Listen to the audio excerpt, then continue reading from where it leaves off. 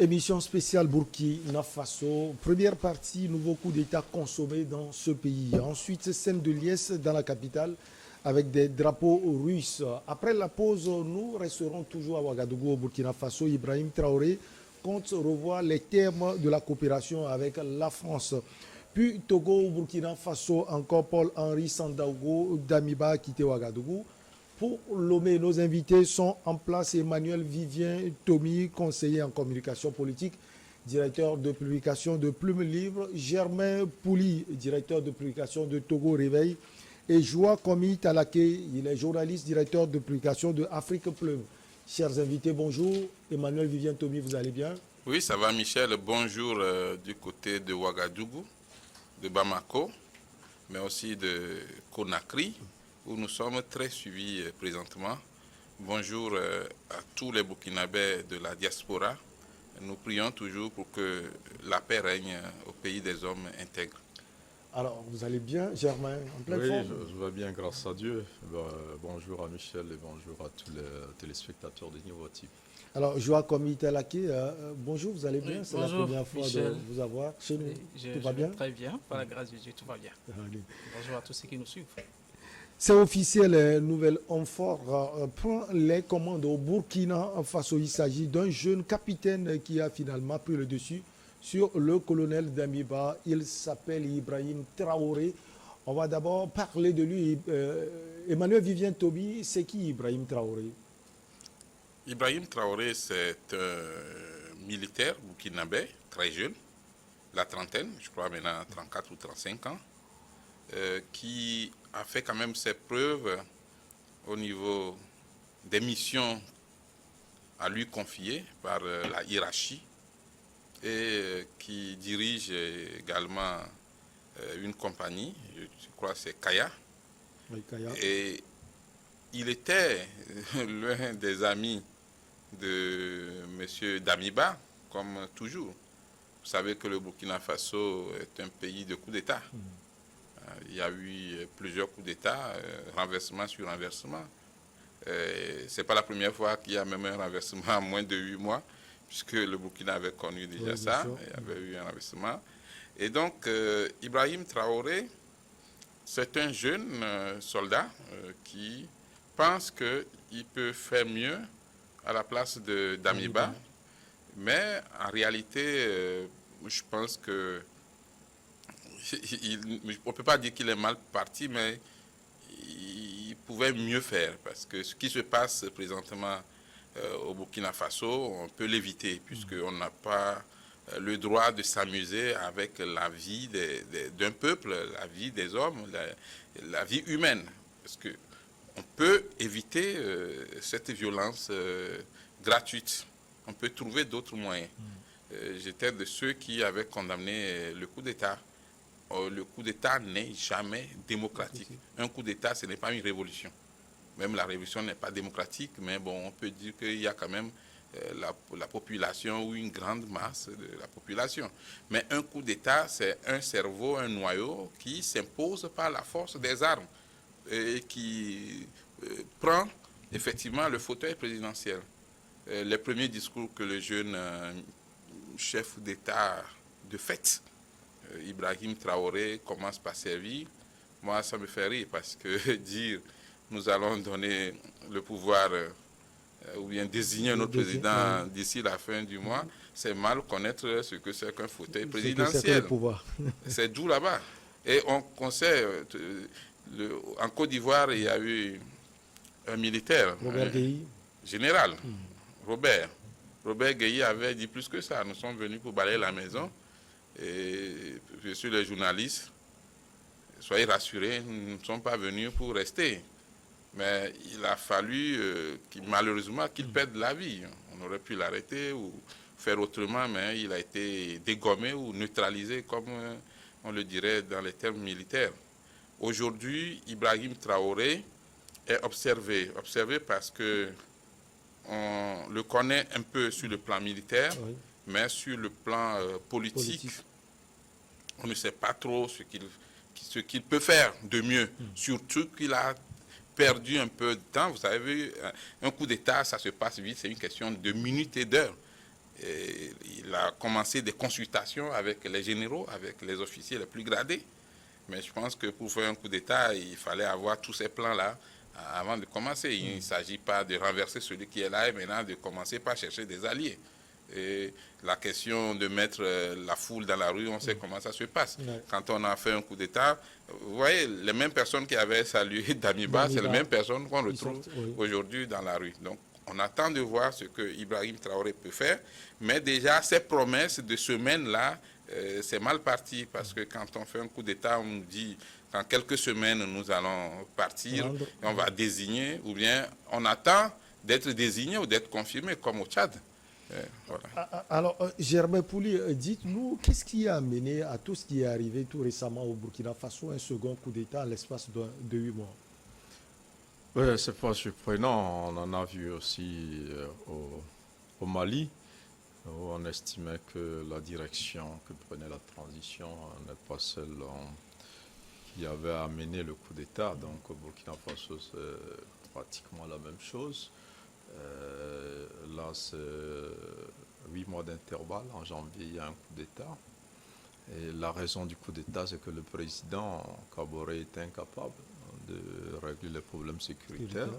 Et c'est la même raison aussi. On estime que le lieutenant-colonel Damiba s'écarte un peu des objectifs de la transition.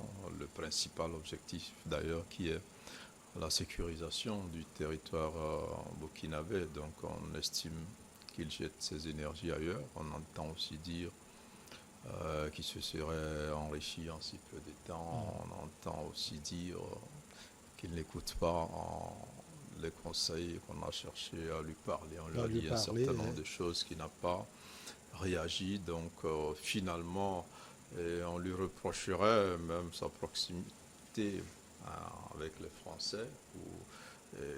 On estime que quelqu'un qui n'arrive pas à faire le travail, c'est parce qu'il est pro-français. Donc c'est un peu tout ça. Mais en réalité, ce sont juste des arguments pour justifier un coup d'État. Sauf que dans son cas, on ne devrait pas trop se plaindre parce que lui-même n'est pas arrivé au pouvoir par les urnes. Et l'argument qu'il a utilisé pour arriver au pouvoir, c'est le même argument aussi qu'on utilise pour le chasser du pouvoir. Donc on reste dans un cercle vicieux.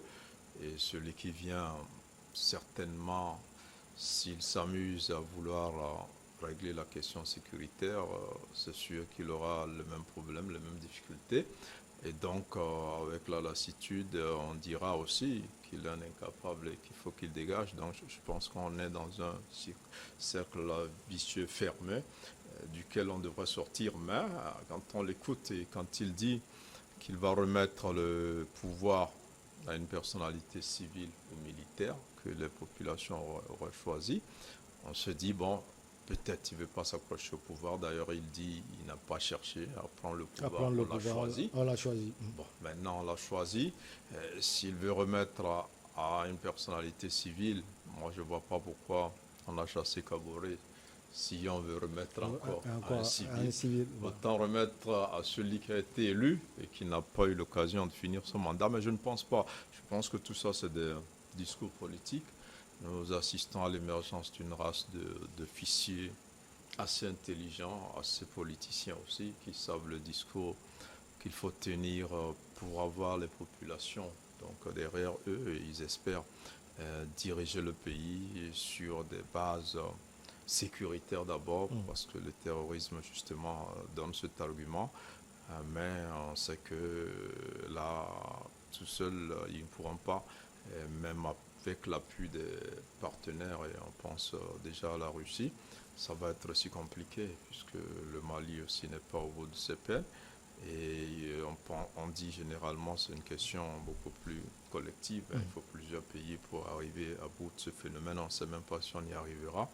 Mais c'est un peu triste pour l'Afrique, et pour l'Afrique de l'Ouest en particulier, et surtout pour ce pays-là, où les coups d'État sont légion, où les militaires se permettent à tout moment d'interrompre la vie politique et de prendre les rênes du pouvoir avec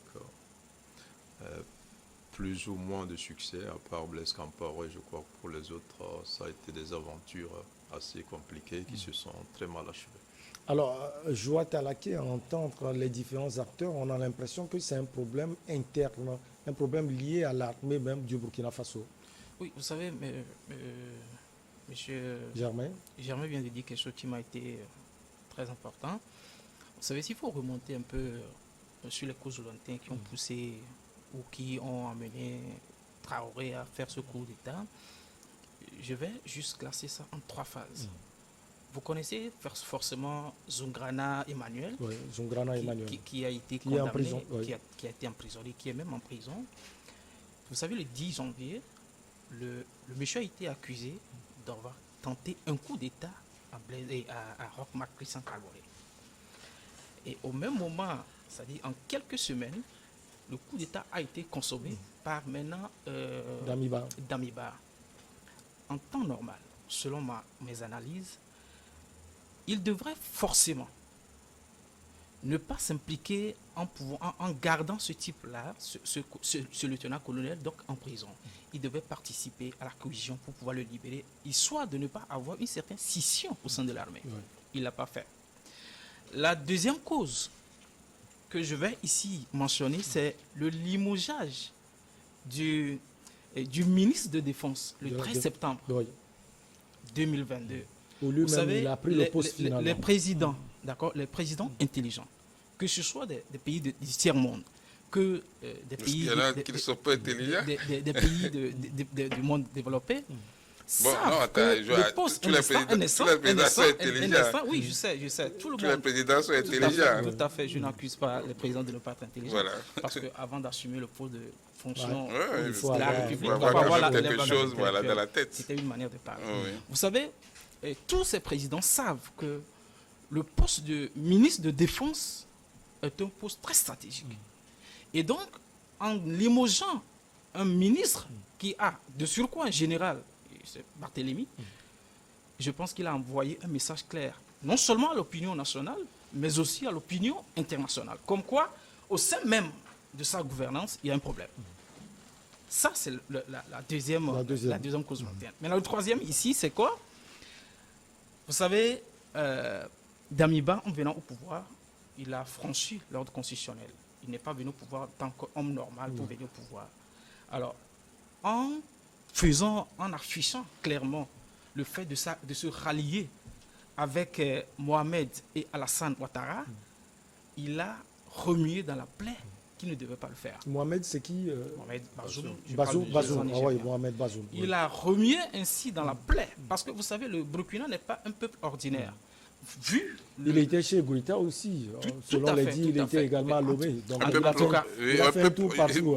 En tout cas, mais le fait quand même de s'afficher. Ordinaire par rapport à quoi? Le fait de s'afficher clairement avec Alassane Ouattara et Bazoum, ces mêmes personnalités qui sont vraiment contestées à corps et à cri par donc le peuple, entre parenthèses, qui taxait le président de pouvoir se réaliser simplement d'être à la cause de la France, à la source de la France, ça causait un problème.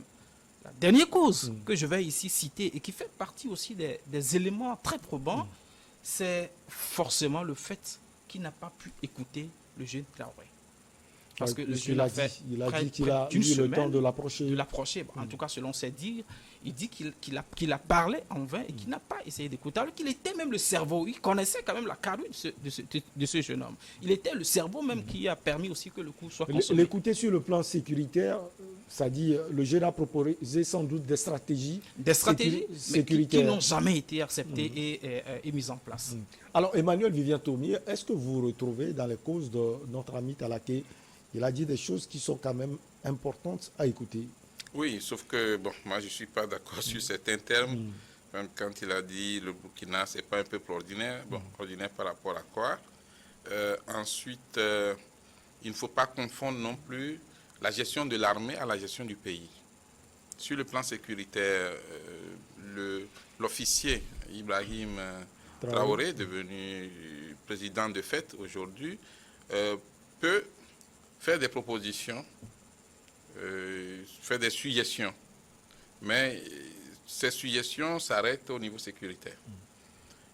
Du moment où, que ce soit un coup d'État ou non, il y a quelqu'un à la tête du pays et qui a une obligation beaucoup plus large que la question de sécurité. La sécurité importe dans l'atmosphère dans laquelle nous sommes avec la question de la lutte contre le terrorisme.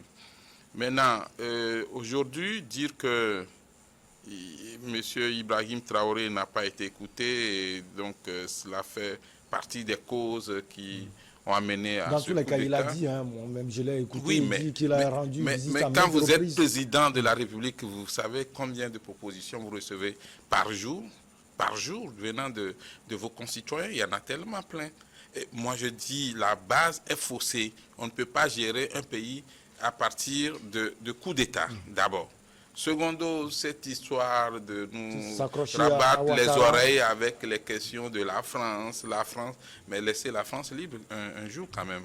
La France ne vient pas faire tout à votre place.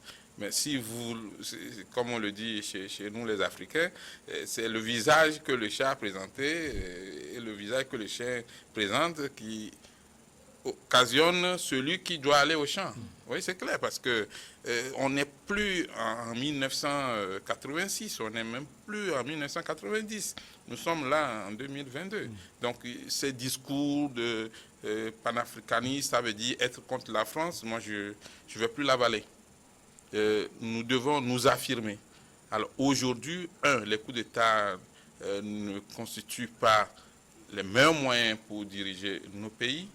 Les coups d'État rendent faibles plutôt les stratégies qui sont mises en œuvre pour combattre le terrorisme et qui profitent des coups d'État réellement. Ce n'est pas nécessairement le peuple. C'est d'abord ceux qui font le coup d'État. La preuve, c'est que le nouveau régime d'Ibrahim Traoré commence par indexer M. Damiba d'avoir fait... il parle d'enrichissement illicite, ainsi de suite, mais c'est toujours l'armée. Aujourd'hui, il faut qu'on se dise la vérité. L'armée doit faire son travail de la protection, de la défense du territoire et laisser les politiciens j'ai comme l'impression que M. Tomi s'est déconnecté carrément de la réalité sur le terrain. Vous savez, non, tu permets que je termine. Donc, moi, quand on me dit que on s'approche de Alassane Ouattara, moi, ça me fait rigoler parce que Alassane Ouattara est le président de la Côte d'Ivoire. Et au nom de la coopération, on ne peut ne pas discuter avec Ouattara ou le rencontrer. Ça n'a rien de mauvais. Ce qu'il y a de mauvais, c'est qu'on constate au Burkina Faso, depuis 1966 au moins, que les coups d'État s'organisent dans un même cercle. On vient ensemble, on prend le pouvoir et après, on s'éclate et puis l'autre tire par le dos et reprend la place. Blaise Compaoré et Thomas Sankara. Ibrahim Traoré n'était pas l'un de Damiba puisque il faisait partie de son premier cercle. Il l'a dit lui-même, il lui faisait des propositions.